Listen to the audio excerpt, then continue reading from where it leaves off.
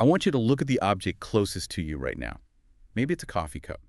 Maybe it's a pen. Okay, got it. Now say the word cup in your head. Really hear it. Here's the question. Is the connection between that ceramic object and the sound cup purely random? Did we just roll some dice thousands of years ago? Exactly. Did we just pick a sound? Or Yeah. is there something in the essence of the cup that demands to be called a cup? That sounds like a conversation you'd hear at 3 a.m. in a college dorm room. But you have actually just framed the oldest argument in the history of human thought about language. And that is exactly where we are starting today. We are doing a deep dive into the philosophy of linguistics. Right. And before anyone reaches for the skip button thinking we're about to conjugate Latin verbs, hang on. This isn't about learning a language. This is about the code that's running in your brain. That's it. We're looking at a dense, fascinating text by Esa Itkonen called Evolution of the Philosophy and Methodology of Linguistics. It's his breakdown of how we've tried for 2,000 years to figure out what language actually is. And Conan makes a really sharp distinction right at the start that I think we need to clear up.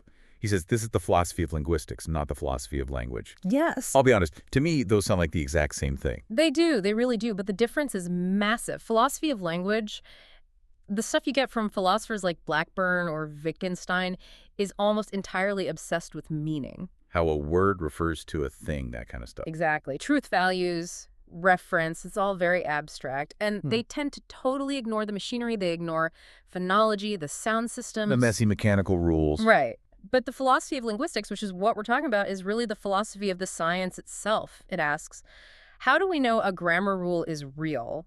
Is it a biological law, a social agreement, or a mathematical axiom? So philosophy of language asks, what does apple mean? Whereas philosophy of linguistics asks, how do we prove that the apple is correct but apple they is wrong? That is the perfect distinction. It's a question of methodology. And the story Conan tells is just.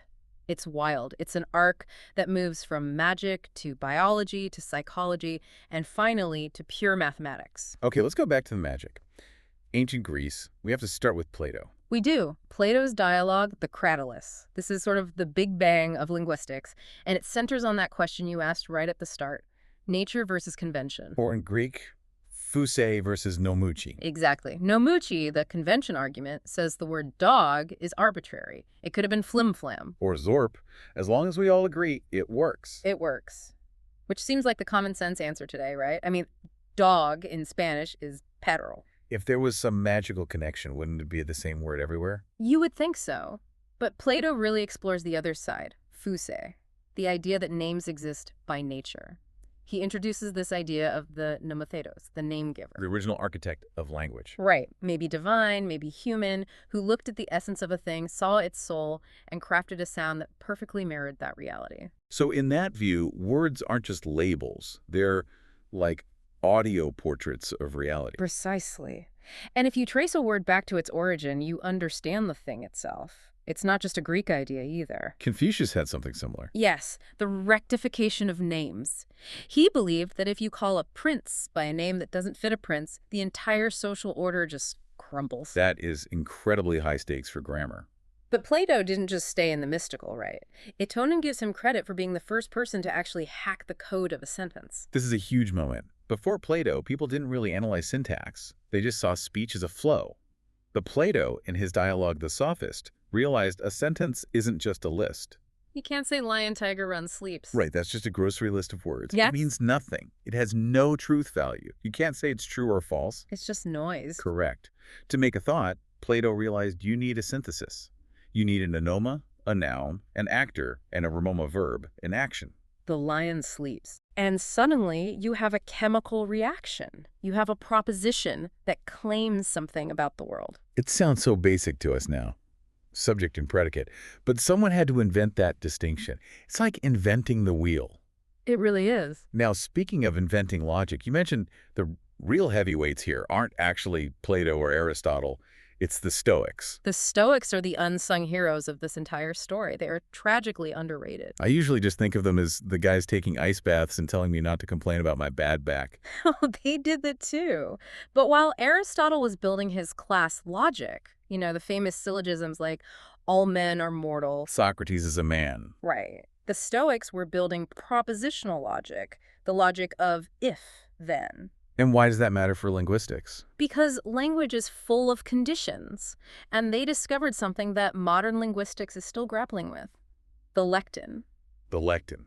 That sounds like a transformer or a cryptocurrency. Define that for me. Okay, so imagine you say, it is raining.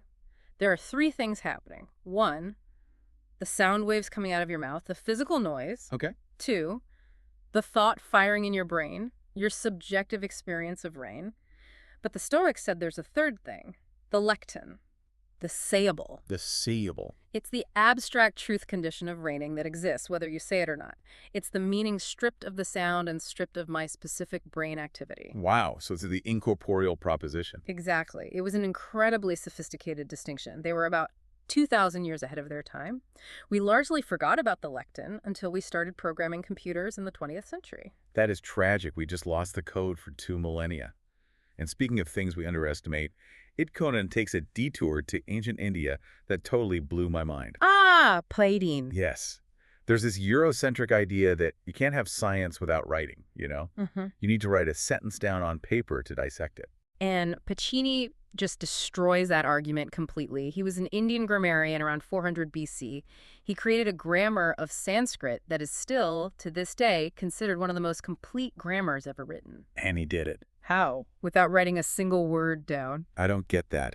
How do you organize a system that complex in your head? I can't even remember my grocery list. You turn it into poetry. You turn it into code. He created these incredibly compressed metrical sutras that were designed to be memorized. It was an oral algorithm. So it challenges the whole idea that literacy is required for complex thought. It does. It proves the structure of language is in the mind, not on the page. All right, let's fast forward. We move out of the ancient world and land in the Middle Ages with the Scholastics. We have a group called the Modestae. The rock stars of 13th century grammar. And they were obsessed with one big idea: universal grammar. That term comes up a lot with Chomsky later, but they had it first. They did. Their logic was simple. Reality is the same everywhere. A rock is a rock in England or France. The human mind is the same everywhere. Therefore, the grammar that connects the mind to the rock must be the same everywhere. It's a beautiful symmetry. They built this triad. You have modes of being in reality. You have modes of understanding in the mind, and modes of signifying in language. So why do we have nouns? Because things exist in reality. Why do we have verbs? Because motion exists in reality. But Conan points out a trap here. It feels a bit convenient. It's a massive circular trap. They were looking at Latin grammar, which has nouns and verbs, and saying, look, the universe has things in motion. And then using that to justify Latin. Exactly. They look at the universe and said, see, that proves Latin is the perfect language. They were just projecting their own language onto the cosmos. That is quite an ego trip. My language is the structure of the universe. So who bursts this bubble? William of Ockham, the guy with the razor. The simplicity guy. He was a nominalist. He looked at this whole universal idea and said, you guys are making things up. He argued there's no whiteness floating in space. There are just individual white things. And he proposed we stop looking at the world to explain grammar and start looking at the mind. He called it mental language, or ratio mentalis. He said that before we even speak a sentence like, every man is mortal, our brain runs a logical check. It strips away the fluff. It's like code. It's pure code. It says, for every X, if X is man, then X is mortal. He basically invented the logical analysis of truth conditions. He sounds like a coder looking at the assembly language beneath the user interface. Okay, so we leave the Middle Ages with language as a logical mental tool, but then the 19th century hits, and suddenly everyone is reading Darwin. The biological turn. This is where things get really weird. This is August Schleicher.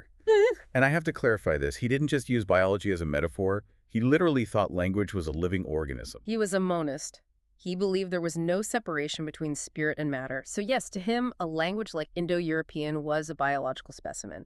It is born, it has a period of growth. Which is the prehistoric phase. Right, where it gets complex. Yeah. And then it enters history and it starts to decay. Decay. So he thought modern English or German is just a rotting version of ancient Sanskrit. Yes. He looked at ancient languages with all their complex cases and conjugations and saw modern languages, which had streamlined everything, as degeneration, like a plant losing its leaves. That is so pessimistic. But surely people push back on this. You don't water a language. Enter William Dwight Whitney. He's the counterpunch. He said, stop it. Language isn't a plant. It's a social institution. It's a tool, like a hammer. We made it. We change it. This sets up what feels like the first modern scientific battle in linguistics. And the solution to that battle is brilliant. It comes from thinkers like Herman Paul and later André Martinet.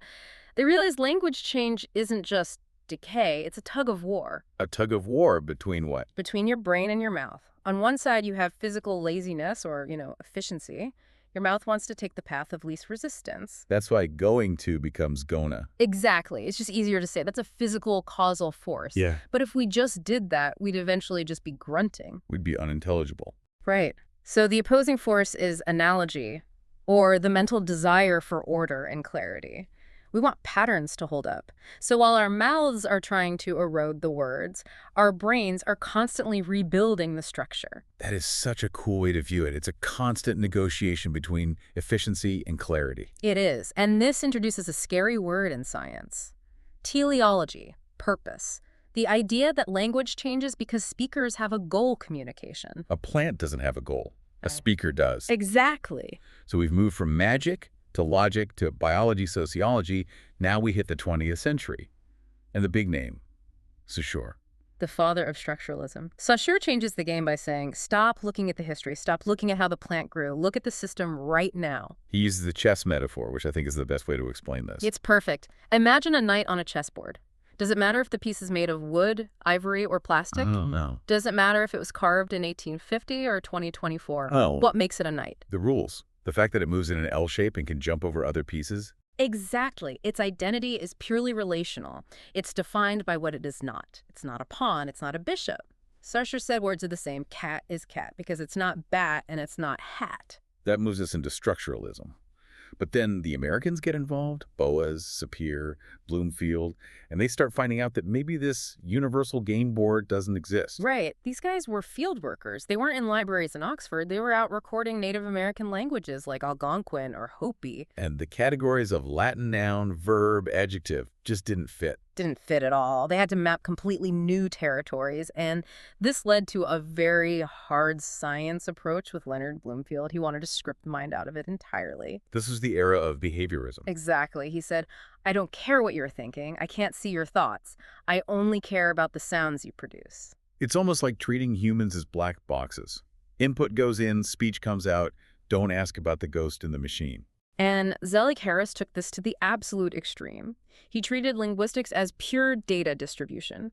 He said you could analyze a language just by looking at where words sit. If you can swap word A and word B, they belong to the same class. Right. You don't even need to know what they mean. It was just a game of finding patterns in the noise. But then, in 1957, a student of Harris stands up and flips the entire table. Noam Chomsky. The axiomatic turn. This is the moment everything changes. It really is.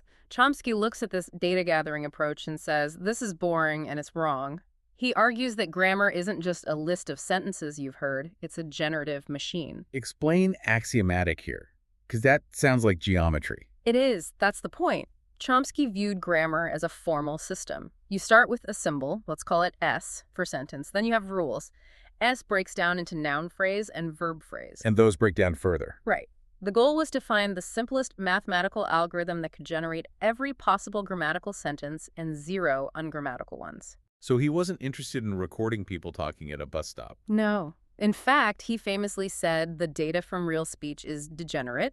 It's full of mistakes, stutters, interruptions. He wanted to study competence, the perfect system in your head, not the performance. The messy stuff that actually comes out of your mouth. Yes. And his data was his own intuition. Right. He would create sentences like the famous one, colorless green ideas sleep furiously. Which means absolutely nothing. Semantically, it's garbage. Colorless and green contradict. Ideas don't sleep. But grammatically... It's perfect. Adjective, adjective, noun, verb, adverb. Perfect. And it proved that syntax, the code, is a separate module from meaning. It was a massive leap. It turned linguistics into a branch of cognitive psychology, maybe even computer science. But, and there's always a but in this story. Yeah. Looking back now, did he go too far? Because real people do talk at bus stops. Yeah. And we do stutter. That's the pushback from sociolinguistics. Yeah. People like William Labov said, that's great, Noam, but in the real world, language isn't a binary code of right or wrong. It's fuzzy. It varies. It varies. In New York City, dropping your R's might mean one thing. In London, it means another. You can't capture that with an axiom. So we have this split. The Chomsky camp treating language like a perfect crystal, and the sociolinguists treating it like a muddy river. And that brings us to the final movement Komen discusses, cognitive linguistics. This is the attempt to put Humpty Dumpty back together. This is the idea that language isn't some separate math module, right? It's connected to everything else. Yes. Thinkers like Lakoff and Langacker argued that our grammar is actually based on our bodies, our understanding of up and down, in and out. We use spatial metaphors to build complex sentences. They brought meaning back to the center of the table. So we have traced this massive arc. It's kind of dizzying. We started with names as divine essences. Then language as a biological plant. Then a social tool, a chess game, a computer code, and finally back to a psychological bodily experience. It really shows that linguistics is just a proxy war for the question, what is a human? Are we logical machines, social animals, biological organisms? And the answer, frustratingly, is yes, all of the above. Of the above. And Conan leaves us with a really provocative thought to close the chapter. He suggests a division of labor. This is his big proposal, he says. Maybe we stop fighting. Maybe axiomatics, that rigid math-like logic, is the right tool for grammar, for the skeleton of the sentence. And if you want to know why the verb goes there, use math. Yes. But for language change, for social usage, that requires causal explanation. It requires sociology and psychology. You can't use axioms to explain why teenagers invent new slang. You just can't. So you can't have a theory of everything for language. You need a different tool for the skeleton than you do for the flesh. It seems so. The structure might be timeless math, but the usage is messy history. And Conan seems to suggest that the error linguists make is trying to force one method onto the whole thing. It's a fascinating place to land. It makes you realize that every time you open your mouth, you're doing something incredibly hybrid. You're running a stripped mathematical algorithm, while simultaneously navigating a messy social game. and doing it with a biological organ that wants to be lazy. Exactly. It's a miracle we can communicate at all. It really is. Well, next time you order a coffee, just remember, you're performing a miracle of philosophy. Thanks for listening to The Deep Dive. See you next time.